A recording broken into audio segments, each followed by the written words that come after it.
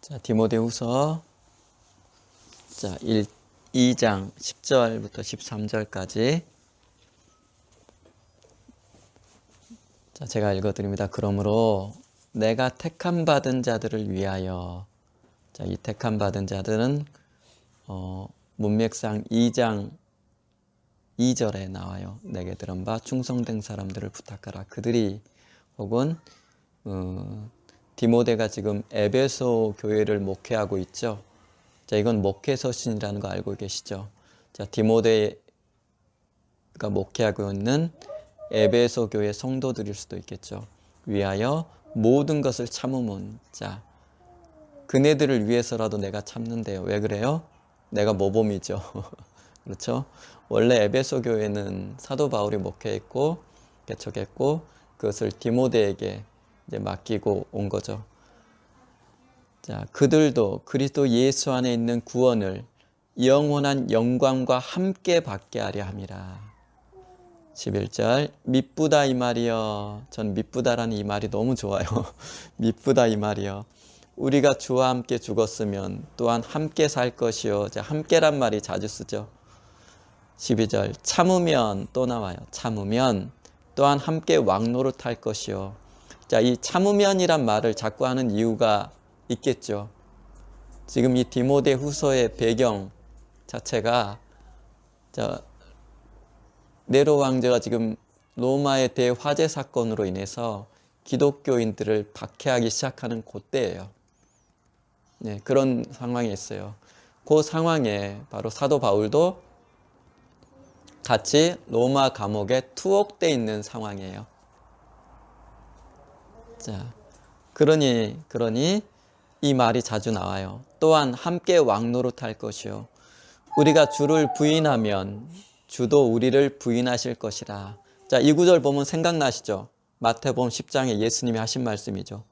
우리가 하나님을 시인하면 하나님도 우리를 시인하실 것이고 우리가 하나님을 부인하면 그분도 우리를 부인하실 것이라. 자, 그 말씀이시죠. 자, 13절. 우리는 미쁨이 없을지라도 자, 이 미쁨이란 말은 신실하다라는 의미예요. 그래서 표준세 번역은 신실하다라는 말로 번역을 했어요. 우리는 미쁨이 없을지라도 주는 항상 미쁘시니 자, 주는 항상 미쁘시니 자기를 부인하실 수 없으시리라. 자, 근데 여기에 생략된 말이 있어요. 문맥을 보면 자기를 부인하실 수 없으시라는 말 가로 안에 어떤 부분이 들어가냐면 당신께서 하신 말씀에 대해서 부인하실 수 없으시리라. 혹은 당신이 하신 약속에 대해서 부인하실 수 없으시리라. 이렇게 읽으시면 돼요. 자, 그 말은 무슨 얘기예요? 우리는 미쁨이 없다라는 말은 어떤 뜻이에요? 우리는 우리 자신이 한 약속에 대해서 지킬 능력이 없는 자들이죠. 어때요? 여러분들 약속 잘 지켜요? 남편에게, 아내에게 혹은 자녀에게, 부모님께 혹은 세상 사람들에게 한 약속 잘 지켜요? 여러분 스스로에게 한 약속 잘 지켜요? 하나님께 한 약속을 잘 지켜요? 그렇게 완벽하게 지킬 수 있는 인간은 없어요. 대부분 못 지켜요, 인간은. 왜요? 미쁨이 없기 때문에 그래요. 그러나 하나님은 어떠세요? 항상 미쁘시대요. 그래서 자기가 한 약속에 대해서는 반드시 지키시는 분이라는 얘기예요.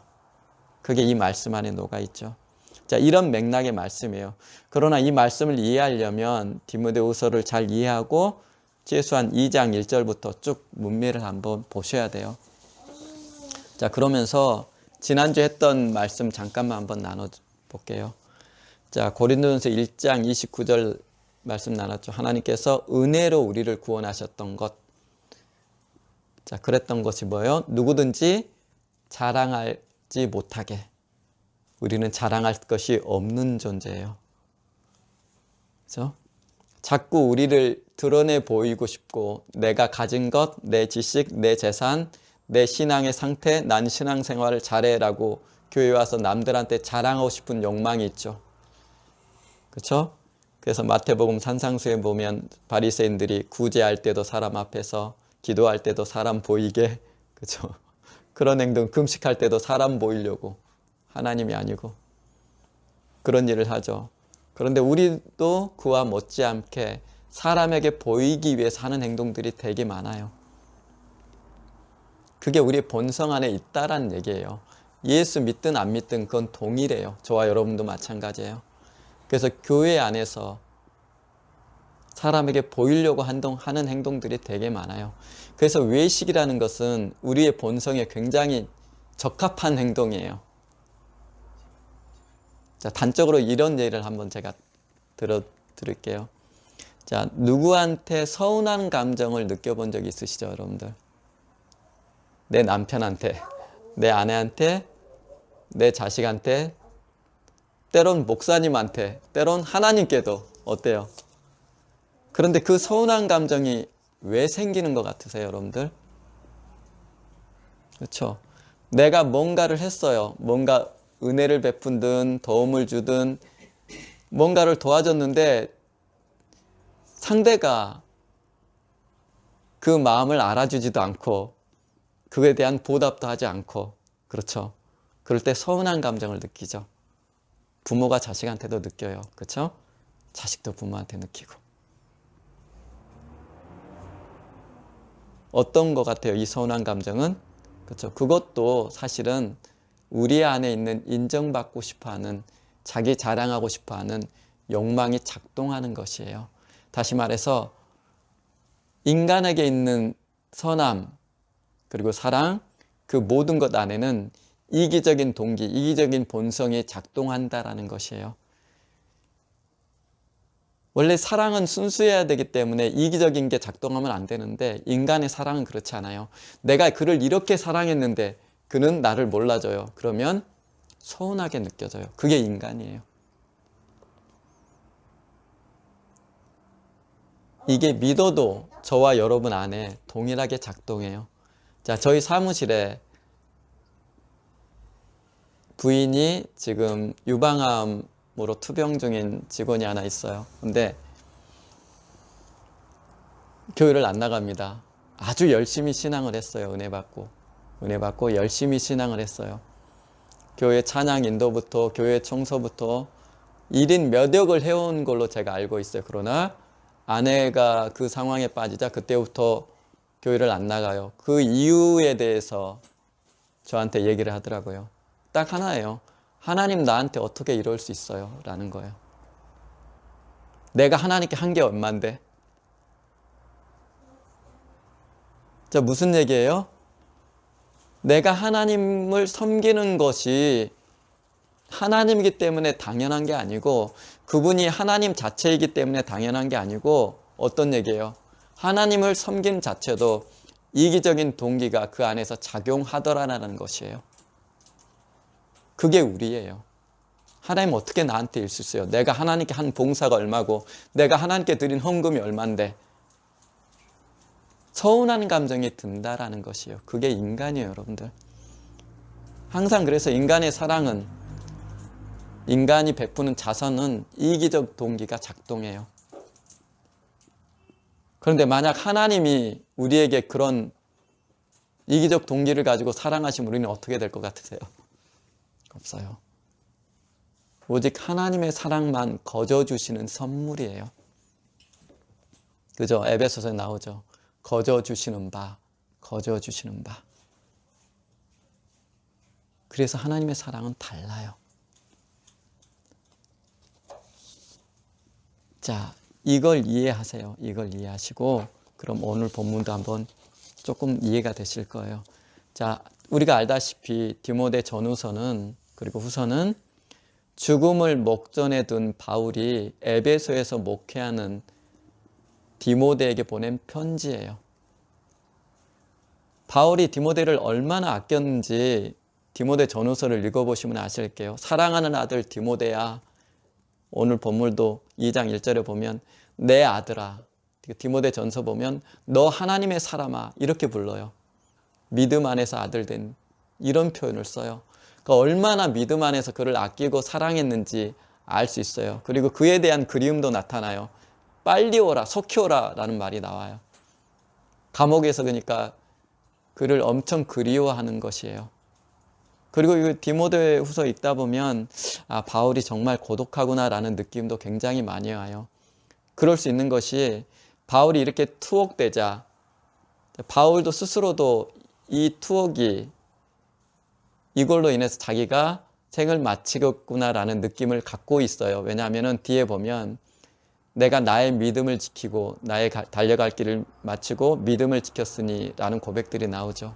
그러니까 자기가 죽임 당할 것도 충분히 짐작하고 있었어요. 이 상황에서. 게다가 이 1장 15절에 보면 아시아에 있는 모든 사람이 나를 버린 것이란 말이 나와요. 그리고 4장에도 나와요. 대만은 세상을 사랑해서 어디로 갔고 이렇게 나와요. 그러니까 자꾸 사람들이 기독교 대박해가 일어나자 떠나기 시작해요. 사도 바울을 떠나기도 하고 믿음을 버리기도 하고 그리고 사역차 같이 동역했던 형제들이 떠나기도 하고 자, 이런 상황에 처해 있어요. 그래서 바울 스스로도 굉장히 고독했구나라는 느낌이 이 글을 읽으면 나와요. 그런데 바울 스스로도 이랬지만 디모데 스스로도 굉장히 두려움을 느꼈던 상황인 것 같아요. 게다가 사도가 나를 부끄러워하지 말고 라는 표현을 써요. 디모데 이 후서의 서신을 보면 그러니까 디모데 스스로도 기독교 박해가 일어나고 사도 바울이 감옥에 갇히고 죽음의 위기에 처하게 되자 스스로 두려움을 느끼지 않았을까라는 생각이 자꾸 들어요. 그래서 사도가 그런 상황에 있는 의기소침해 있는 이 두려움 가운데 있는 이 디모데에게 힘을 내라는 의도로 쓴 서신이 바로 디모데 후서예요. 그래서 저는 디모데 후서의 핵심적인 구절을 2장 1절로 꼽아요. 내 아들아 그러므로 너는 그리스도 예수 안에 있는 은혜 가운데 강해라 라는 말이 나와요. 상황이 이럴지라도 너는 강해라. 내가 감옥에 갇힌 것을 부끄러워하지 말고 자, 2장 8절에 나오죠. 복음과 함께 고난을 받아라 이런 말이 나와요. 또한 12절에 내가 또 이 고난을 받되 부끄러워하지 않으니까 하면서 고난을 받으란 말이 몇 번 나와요. 지금 자, 2장 3절에도 나오죠. 너는 그리스도 예수의 좋은 병사로 나와 함께 고난을 받으라 라고 얘기해요. 그러니까 고난받는 것이 이상한 것이 아니라는 얘기예요. 그리고 예수 믿어서 내가 감옥에 갇히는 이런 환난과 고난, 기독교인들의 박해가 있는 것도 이상한 것이 아니란 얘기를 하면서 힘내라 이 얘기를 하고 싶은 것이에요. 그래서 2장 1절 내 아들아 그러므로 너는 그리스도 예수 안에 있는 은혜 가운데 강하고 이런 얘기를 해요. 그러면서 2장 5절에 이런 얘기를 해요. 오늘 본문 위에 경기하는 자가 법대로 경기하지 않으면 승리자의 관을 얻지 못할 것이니 자, 이게 무슨 얘기 같으세요? 그렇죠? 나는 주님의 말씀대로 경기하는 자예요. 그러니 올바로 내가 경기하는 자이기 때문에 박해받는 것도 너무나 당연한 거란 얘기예요. 그러니까 이게 이상한 것도 아니고 두려워할 것도 아니고 창피한 것도 아니고 부끄러운 것도 아니다. 디모데야. 법대로 하는 거야 이게. 이게 두려워서 지금 나를 떠난 아시아에 있는 사람들이 나를 버리고 떠났어. 걔네들은 뭐예요? 그렇죠? 법대로 경기하지 않는 자들이에요. 그러면서 수고하는 농부가 곡식을 먼저 받는 것이 마땅하다. 누구 얘기하는 것이요? 나예요. 그럼 곡식은 뭐예요? 그렇죠? 내가 받는 고난, 그게 곡식이라고 표현한 거예요. 지금 사도 바울이. 이게 너무 당연해. 그러면서 쭉 읽어보세요. 9절 복음으로 말미암아 내가 죄인과 같이 매이는 데까지 고난을 받았으나 그러나 하나님 말씀은 매이지 않는다. 그러므로 내가 택함 받은 자들을 위하여 모든 것을 참음은 그들도 그리스도 예수 안에 있는 구원을 영원한 영광과 함께 받게 하려 함이라 라고 돼 있죠. 자, 사도 바울이 고난을 받으면서도 그렇게 참고 인내하는 이유가 뭐예요? 바로 그들을 위해서. 그리고 또 하나는 영원한 영광을 받기 위해서. 이것을 경계하는 자, 법대로 경계하는 자가 나중에 얻을 뭐하고 같은 말이겠어요? 5절 승리자의 관, 이것과 같은 말이겠죠. 자, 법대로 경계하는 자만 받을 수 있는 게 바로 영광 그리고 승리한 자의 관이란 의미예요. 그러면서 밑에 또 이런 얘기를 합니다. 12절 참으면 또한 함께 왕노릇 할 것이요. 그러니 지금 바울이 받고 있는 고난의 지향점이 무엇이냐면 승리자의 관, 그리고 영원한 영광, 그리고 왕노릇. 이게 고난이 지향하고 있는 지향점이에요. 사도가 인내하고 참고 있는 이유가 뭐예요? 바로 이런 것들 때문에 그렇다라는 것이에요. 그런데 이 약속을 누가 하셨어요? 12절 보십시다. 13절 우리는 미쁨이 없을지라도 주는 항상 미쁘시니 자기를 부인할 수 없으시리라. 무엇에 대해서? 그분이 약속하신 것에 대해서. 뭘로? 자기의 말씀으로 면류관이 있을 것이라는 말씀을 하셨죠. 예수님이 말씀하셨죠. 그렇죠? 그러니 그분의 말씀에 대해서 그분은 미쁘시고 신실하기 때문에 결코 부인할 수 없다라는 것이에요. 그러니 분명히 내가 법대로 경계해서 면류관을 반드시 얻는다라는 것이에요. 그것에 대해서 그분이 신실하신 그분이 미쁘신 그분이 약속해 주셨거든요. 이해되시죠? 어떤 얘기인지. 그러니 너도 그렇다라는 것이에요. 너도 법대로 경계를 하고 이것을 위해서 경주하라는 얘기를 하고 있는 것이에요. 자, 제가 여러 번 얘기 드렸죠. 성경에서 신실하다는 말의 표현은 그 약속이란 말이 전제된 말이에요. 그래서 약속에 대해서 신실함이란 말은 하나님께서 자기 입으로 하신 말씀, 구약에도 나오죠. 그분은 시건하지 않는다고. 그 말씀에 대해서 반드시 지키신다라는 말이에요. 그게 신실함이에요. 이 말을 강조하기 위해서 인간을 표현해요. 인간은 미쁨이 없다라는 것이에요.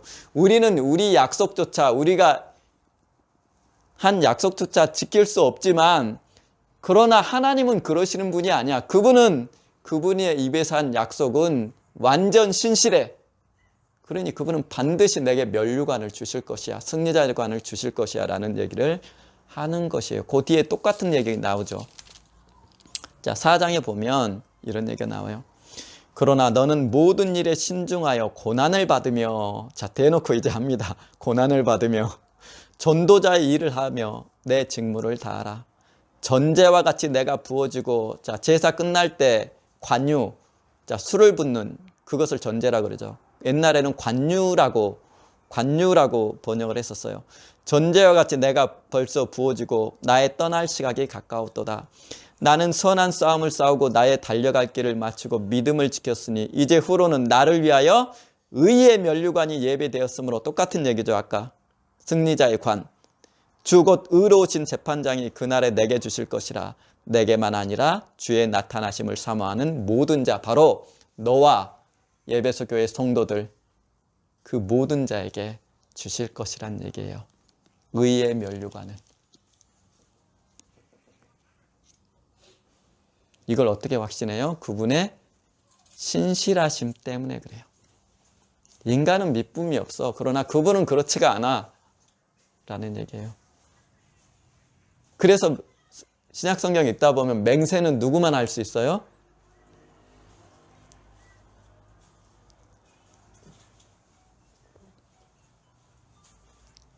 하나님만 맹세할 수 있어요. 자, 마태복음 5장에 보면 이런 얘기 나오죠. 이런 얘기 알죠? 너는 맹세하지 말라라는 말 나오죠. 기억나시죠? 너는 맹세하지 말라. 하늘로도 하지 말고 땅으로도 하지 말라. 그리고 성전으로 하지 말라라는 하죠. 네가 할 수 있는 건 오직 예 아니면 아니요. 좋다 아니라 요 외의 예는 사람은 맹세할 수 있는 존재가 아니라고 얘기를 해요. 왜냐? 지킬 수 없거든요, 인간은. 예 하든지 아니요 하든지 둘 중 하나만 하고, 여기서 벗어나는 것은 악에서 쫓아나는 것이라고 예수님이 얘기해요. 그렇게 인간은 악한 존재예요. 이미 전제하세요. 이미. 인간은 악하니까 자기가 한 말도 지킬 수 있는 존재가 아니란 얘기예요. 그러니 맹세도 하지 말라는 얘기예요. 아예. 누구만 맹세할 수 있어요? 히브리서에 나오죠.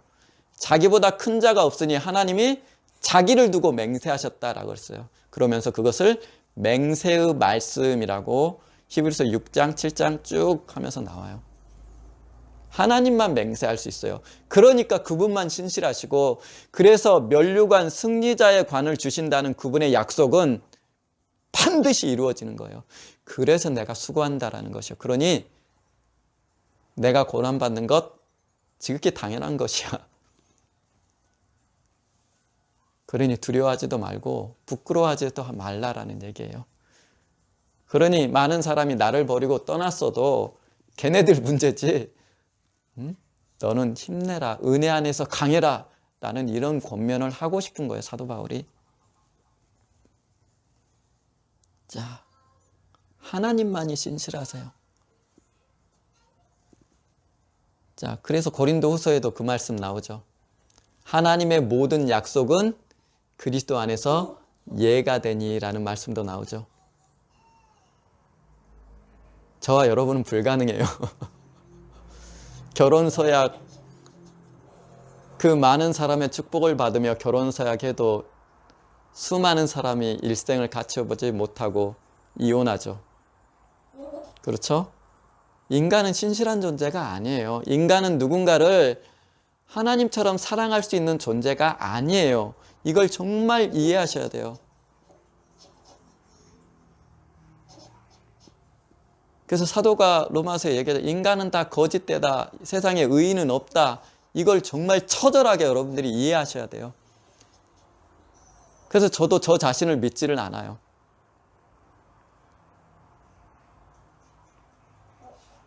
제가 여러 번 반복해서 얘기하시지만 하나님의 말씀을 붙들라, 결국 요 얘기죠. 사도가 하는 얘기가. 그분의 약속을 붙들어라라는 얘기예요. 지금 사도 바울이 하는 것이. 저와 여러분이 해야 되는 것도 약속을 붙드는 일이에요. 그래서 자, 우리의 신앙생활이 어때요? 인간은 예수 믿어도 저와 여러분 안에는 악한 본성이 여전히 상존해요. 그래서 하나님께 서운하기도 하고, 그래서 하나님을 버릴 수도 있고, 박해가 일어나면 하다못해 코로나 때문이라도 예수를 버릴 수 있는 가능성이 저와 여러분 안에는 늘 있어요. 그래서 인간은 믿을 만한 존재가 아니에요. 자, 이런 자들이 하나님의 은혜를 얻어서 겨우겨우 예수 만나고 신앙을 해요. 그런데 언제든지 타락할 가능성도 우리 안에는 있다는 얘기예요. 그렇죠?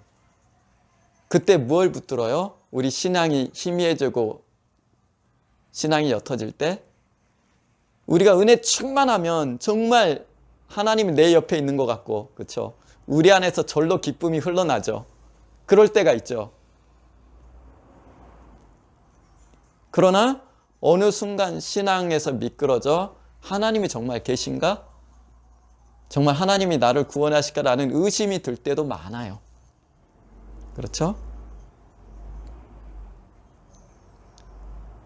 내가 충만하든 때론 신앙의 바닥을 기든 그럼에도 불구하고 변치 않는 건 뭐예요? 하나님의 말씀이에요. 내 느낌, 나의 정서, 내가 느끼는 하나님의 거룩한 신령함과 정서를 믿는 게 아니고 이것은 늘 변한다라는 얘기예요. 쉽게 말해서. 때론 충만하기도 하고 기쁨이 있기도 하지만 때론 신앙의 밑바닥, 하나님의 의심이 샘솟을 때도 있어요. 이건 변하는 것이요. 내 주관적인 정서. 하나님의 거룩함은 나의 부패함을 하나님이 얼마나 하나님의 은혜의 통치의 수위에 따라서 늘 변해요. 하지만 변하지 않는 게 있어요. 뭐예요? 하나님의 말씀이에요. 그래서 자기를 믿으면 안 되는 거예요. 제가 느낌 믿지 말라 그랬죠. 내 느낌을 믿어서는 안 되는 것이에요. 그래서 뭘 붙들어요 그때? 그럼에도 불구하고 하나님은 나와 임마누엘 함께하리라고 약속했다라는 것이에요. 이 말씀을 붙드는 거예요. 말씀은 여전히 그 자리에 있거든요. 내 느낌을 믿으면 하나님이 안 계신 것 같아요. 회의가 들어요. 의심이 들죠. 그죠? 그래서 믿으면 안 돼요. 그걸 믿으면 안 돼요.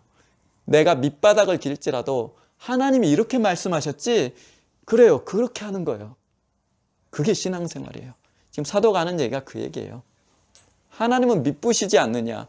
그분의 약속은 미쁘시지 않느냐라는 것이에요. 그러므로 참으라는 것이에요. 하나님 어떻게 나한테 이럴 수 있어요? 나중에 하나님이 그 일을 가지고 어떻게 글을 쓰실지 또 어떻게 알아요? 모르잖아요, 우리는. 그거예요. 말씀을 붙드는 것이에요. 자, 은사주의 교회가 빨리 부흥하지만 많은 폐단을 낳는 이유가 그런 것이에요. 왜? 은사가 충만한 교회는 기도를 많이 해서 은사가 충만한 거예요.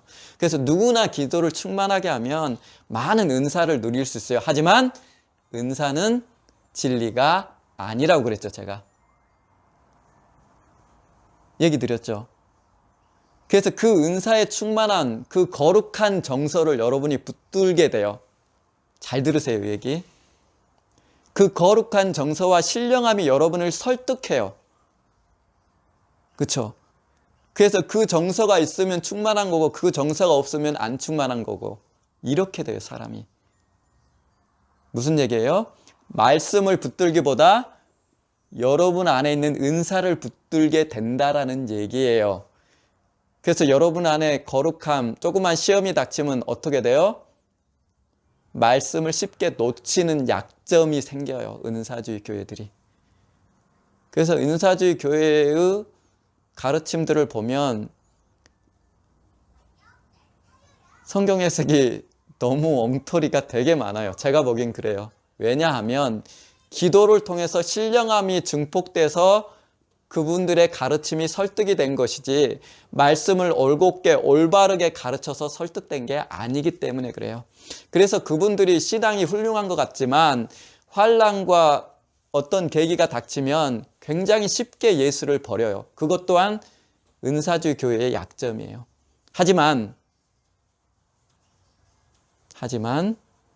말씀을 붙들 수 있도록 가르친 교회들은 내가 가난하게 되든 때로 내가 질병 가운데 있든 때로 내 신앙이 바닥을 기든 말씀을 붙들 줄 아는 신앙이 있어요. 자, 이런 신앙을 가진 교회들이 신앙이 지금까지 기독교 신앙을 이끌어 온 것이에요. 이해되세요? 이게 어떤 말인지? 이게 말씀을 붙드는 신실한 하나님의 말씀을 붙드는 올바른 기독교 신앙이에요. 말씀을 붙드세요. 말씀은 항상 그 자리에 있어요.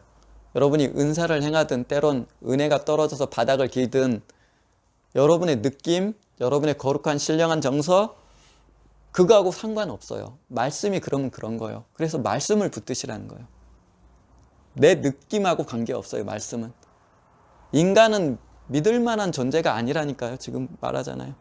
그러니까 내 안에 있는 내 느낌을 믿으면 되지 않아요. 말씀을 붙드세요. 말씀이 그렇게 말하고 있잖아요. 그래서 제가 대학 다닐 때 그때 한참 유행했던 이런 책이 있었어요. 자, 그 신유 사역자에서 찰스 프란시스 헌터라는 분이 있었어요. 그분은 병 고치는 은사를 받은 분이 아니에요. 그럼 어떻게 병을 고치냐? 예수님께서 손을 얹어서 병을 고치라는 그 말씀을 붙드는 거예요. 그냥 예수님께서 이렇게 말씀하셨으니까 나는 예수님 이름으로 그냥 단순하게 믿고 손을 얹어요. 그럼 하나님께서 역사하세요. 바로 그거예요. 이게 기독교 신앙이에요. 하나님이 함께 하시면 함께 하시는 거예요. 나는 내 느낌은 함께 하지 않는 것 같아. 아니에요. 하나님 함께 하신다잖아요. 그렇죠? 그거예요. 그게 올바로 기독교 신앙을 믿는 것이에요. 자, 이거 다시 한번 읽어드릴게요. 13절 우리는 미쁨이 없을지라도 주는 항상 미쁘시니 당신의 약속에 대해서 미쁘시다는 얘기예요. 신실하시다는 얘기예요. 자기를 부인하실 수 없으시리라. 하나님의 약속은 그리스도 안에서 항상 예가 되나니라고 해요. 고린도후서 1장 20절 나오죠. 그리고 히브리서에 보면 당신의 맹세의 말씀이라고 기록되어 있어요. 그렇죠. 하나님만이 자기를 두고 맹세하셔서 우리에게 주신 것이에요. 그래서 이 약속은 반드시 이루시는 것이에요. 고난의 끝에 면류관, 승리자의 관, 영광을 주신다는 것도 주님께서, 예수님께서 약속하신 거라서 그것을 반드시 이루실 거라는 것이에요. 그러니 그것을 다해서 너도 은혜 안에서 강하고 감옥에 갇힌 나를 부끄러워할 필요도 없고 이 핍박 때문에 많은 사람이 나를 버리고 너를 버리고 떠나고 그랬을지라도 그분의 약속을 붙들고 그 길을 걸으라라고 힘을 주는 서신을 디모데에게 보냈던 것이에요. 그러면서 나는 죽음에 임박한 사도가 나는 선한 싸움을 싸우고, 그렇죠, 싸웠죠, 일생을. 나의 달려갈 길을 마치고 이 믿음을 지켰다. 4장 16절 내가 처음 변명할 때 나와 함께한 자가 하나도 없고 다 나를 버렸으나, 이런 고백이 나와요. 지금 누구한테 버림받았다는 얘기가 3번 나와요. 디모데후서만. 그러니까 박해를 피해서 다 버렸어요, 지금. 그러나 사도 바울이 꿋꿋이 자기의 믿음의 고백을 해요. 죽음에 임박해서. 자, 이 서신 받고 30년 후에 디모데도 순교합니다. 아마도 디모데는 굉장히 유약한 성격이 아닐까 싶어요. 디모데 전후서에서 받는 인상은, 자, 이 가르침을 주고 있어요. 약속을 붙들어라 라는 얘기예요, 결국은. 왜냐하면 하나님은 신실하신 분이기 때문에. 자, 오늘 여기까지 하겠습니다.